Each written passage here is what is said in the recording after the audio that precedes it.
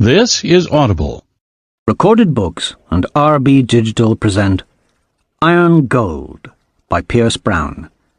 Narrated by John Curlis, Julian Elfer, Aideen Maloney, and Tim Gerard Reynolds. The Fall of Mercury. The Fury. Silent, she waits for the sky to fall, standing upon an island of volcanic rock amidst a black sea. The long moonless night yawns before her. The only sounds, a flapping banner of war held in her lover's hand, and the warm waves that kiss her steel boots.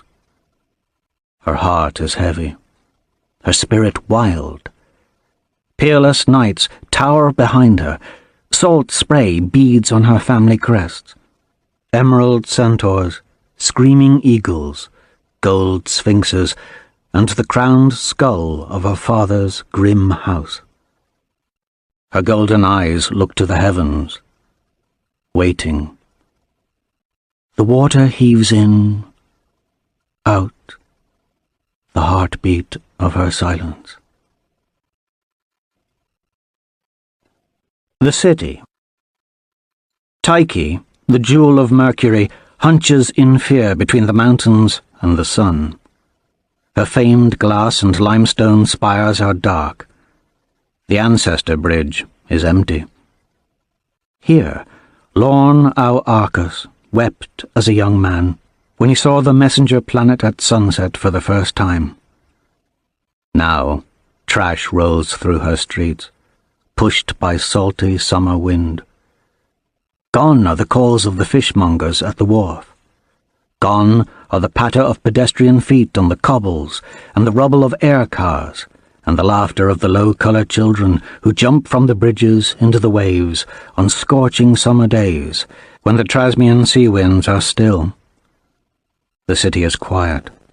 Its wealthy already gone to desert mountain retreats or government bunkers, its soldiers on its rooftops watching the sky, its poor having left for the desert or upon cramped boats destined for the Izmir Islands.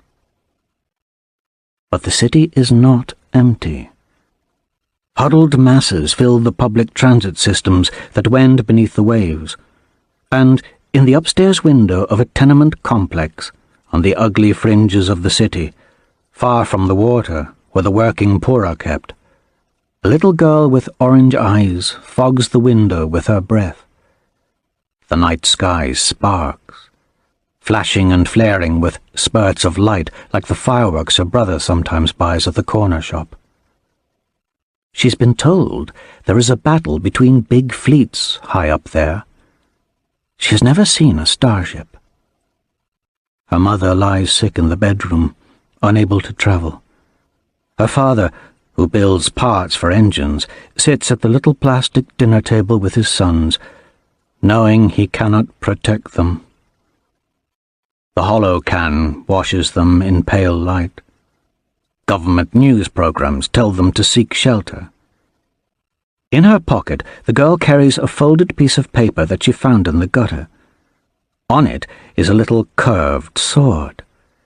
She's seen it before on the cube. Her teachers at the government school say it brings chaos, war. It has set the spheres on fire.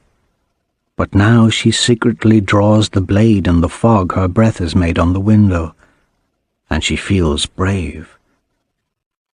Then the bombs begin to fall. The bombs.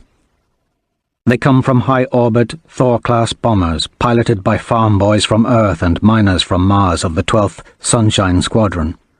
Curses and prayers and tribal dragons and curved scythes have been sprayed upon them in aerosol paint. They dip through the clouds and fall over the sea, outracing their own sound. Their guidance chips are made by free colors on Phobos.